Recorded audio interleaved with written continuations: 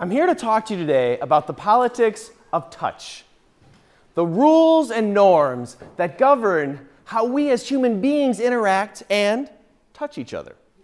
And of course, I'm doing this because the leading contender for the Democratic primary, Joe Biden, has had some accusations of inappropriate touching. At least 7 women have come forward and accused him of inappropriate conduct, including a member of the Assembly from Nevada, Lucy Flores, who suggested or alleges that Joe Biden walked up behind her, grabbed her shoulders, smelled her hair, and then kissed her on the back of the head.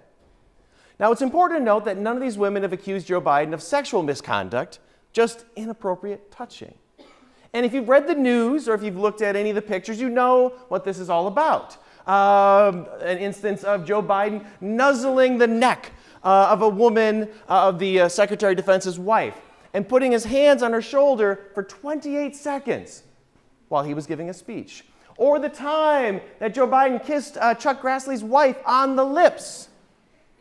Or the time that he whispered awkwardly in Chris Coons' daughter's ear.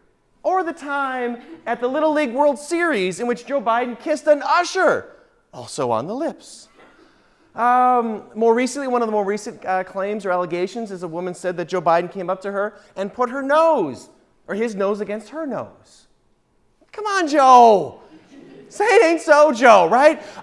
You can't rub your nose against another person's nose. You shouldn't be smelling people's hair. This is not hard. But I will say that Biden raises an important question that we as a community, as a political community, should grapple with. That is, how do we determine, how do we understand what is appropriate and inappropriate touch? And that's what I'd like to talk about today, both in terms of the political realm, but also in our day-to-day lives. And I'm going to argue today that I think those worlds blend together more than we think, and in very unique ways. I'm also going to share some other stories of political touch to help put Joe Biden in some context. Now, before we get started, or actually, Joe Biden has responded to this and said, in my many years on the campaign trail and in public life, I've offered countless handshakes, hugs, expression of affection, support, comfort, and not once, never, did I believe I acted inappropriately. If it is suggested I did so, I will listen respectfully, but it was never my intention. Now, it is important to say, and I think our baseline here should be, politics is a tactile business. Politics is all about touch. I mean, think about the terms that we use to describe politics. Glad-handing, backslapping, all the handshaking, the baby kissing, right? Think about another circumstance in which it's appropriate for a person to be kissing random babies. We have people, parents, otherwise reasonable parents, who are flinging their children at politicians for a kiss. If you brought your baby to work and your coworkers started kissing your baby, you would say, "Stop kissing my baby," right? It's pretty clear the babies are not enjoying this experience, right? Think about other forms of touch. Think about the rope line at political events. People stand for hours and hours for a chance to touch and shake the hand of a politician. The State of the Union, politicians wait for hours and hours just to touch the President of the United States. This is something that's deeply ingrained in our politics. A long time ago, I went to a speech by Bill Clinton.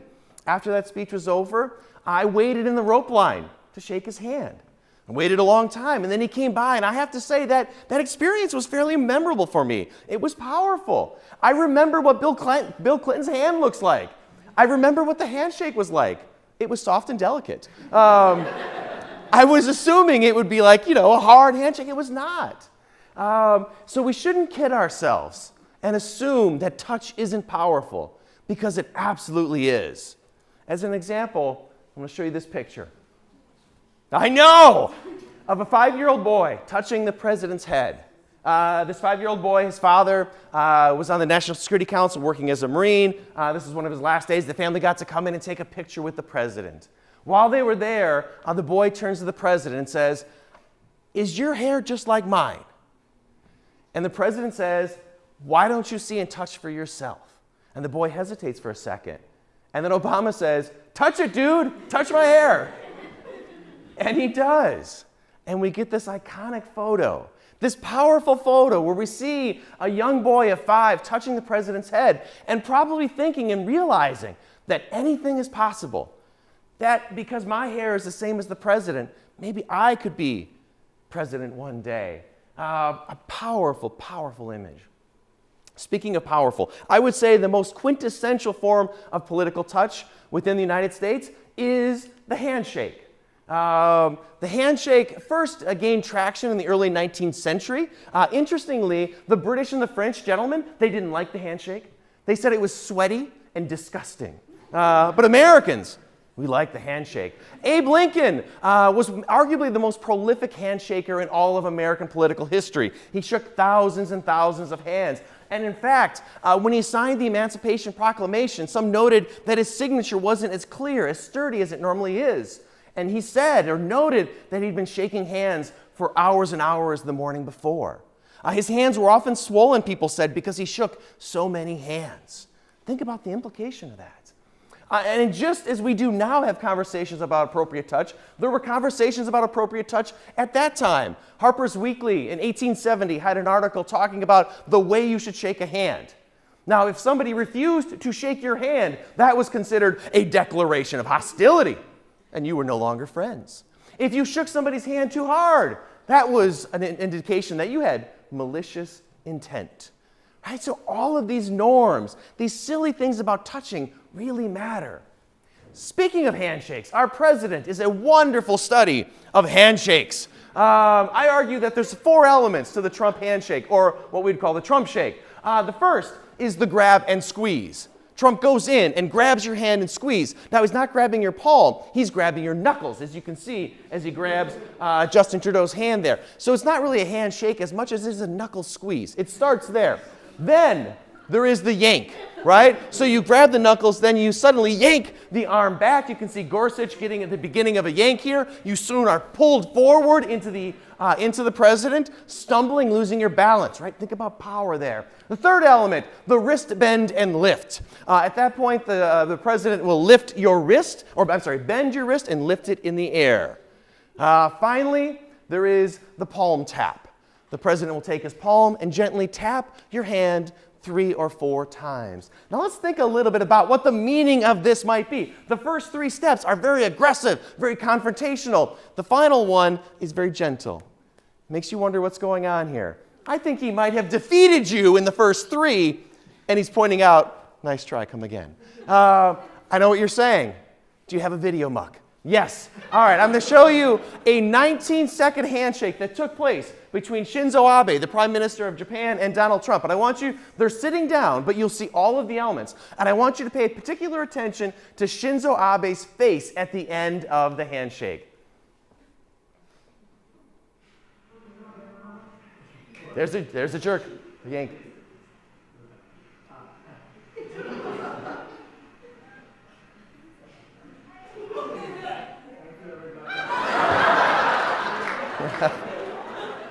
All right. So what we see is that Shinzo Abe was not used to that kind of handshake. Caught him off guard. He's going, what's going on here? And so we should think about what is intended by that form of political touch. Now, once word of the Trump handshake gets out there, international leaders around the world are much more skeptical of the Trump handshake.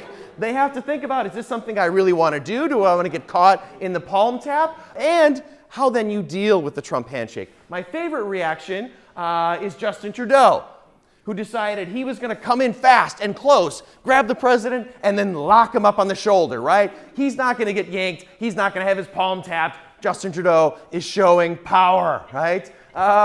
Emmanuel Macron, he had a different approach. He tried to out-squeeze the squeezer, right?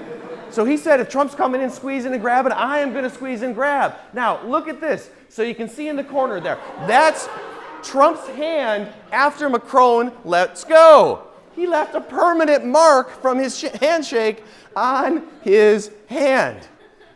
All right, now some of this is silly, but also international politics matter, visuals matter, touch matters. And here we see an incident where international leaders are trying to use touch to demonstrate their power and their dominance, especially in response to Donald Trump. Now, you'll be happy to know that handshaking isn't the only form of awkward touching that happens in international politics. We also have the kiss, right? So not so much in the United States, but leaders around the world do kiss each other. Sometimes men even kiss each other. One of my favorite all-time political kissers or kisses is the socialist fraternal kiss. This was a greeting among states, heads of state for communist countries. They would come together, men, mostly men, would come together, they would embrace, and then there would be 3 kisses alternating on each cheek, unless those leaders were really close, and then the 3rd kiss was on the lips. Now, the best of all the kissers was Lenin, the Soviet Premier Brezhnev right here. He kissed everybody. And this is a famous kiss with him and Erich Honecker of Eastern Germany. But what's interesting to me is this was not seen as inappropriate or bizarre or different, right? Different culture, different practices. What is fascinating is when Brezhnev and Carter had to come together to sign the SALT Treaty. You suddenly have a culture where men kissing men, political leaders kissing, that normative culture, that's okay. And then you have the American culture where male politicians generally don't kiss each other. What was Carter going to do? What was Brezhnev going to do? Was Brezhnev going to kiss Carter? Would Carter kiss him back? Yes. All right, I have a video. Handshake. Brezhnev goes in.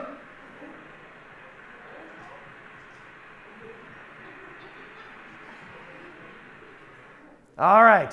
Now what's interesting there is Carter's face.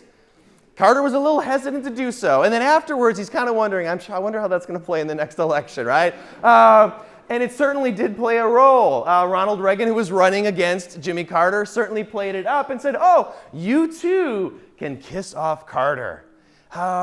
So there's a couple things with this that are just really, really fascinating for me. One is the idea that this is just so strange to us as Americans, the idea of politicians kissing each other. And it reveals the degree to which touching acts or acts of touching are oftentimes or all the time defined by the normative culture.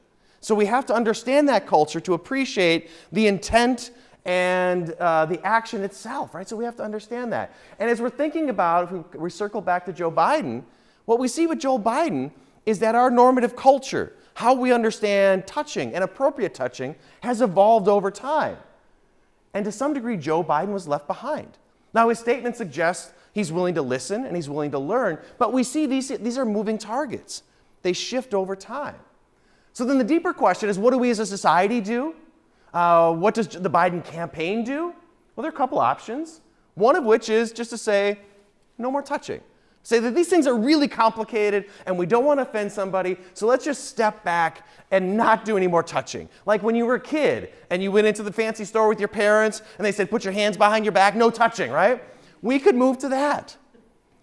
I would suggest that's a kind of a dangerous path. And the reason is human beings crave touch. We need touch. It's in our DNA, right? I mean, it's very powerful. The scientific studies have proven this over and over and over again about the power of touch. Sick newborn babies who are touched get out of the hospital much more quickly. They put on weight much more quickly. The elderly who are alone and not touched oftentimes get much more sick and have much higher mortality rates.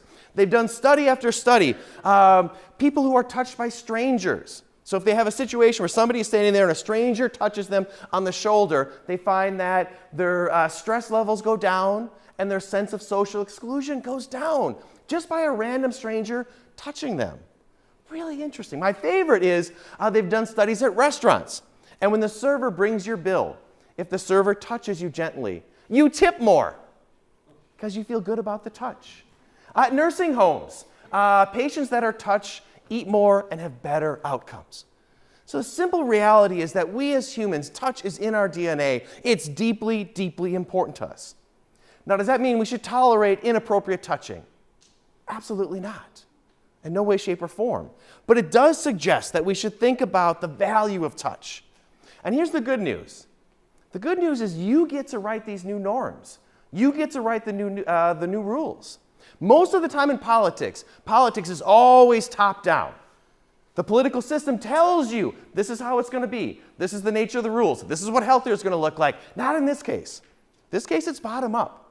This time society gets to tell our political leaders. We get to tell Joe Biden. We get to tell Donald Trump, you can't do that. That's inappropriate. That's very empowering to think that the citizenry, that us, the average individuals, can shape that normative discourse. And so I would, as I close here, I would suggest to you that as we think about how we judge our politicians, I would encourage you to be part of that conversation. Those awkward, uncomfortable conversations about touch, how we should touch each other and what that should look like. But always remember that touch is deeply powerful and transformative. Thank you.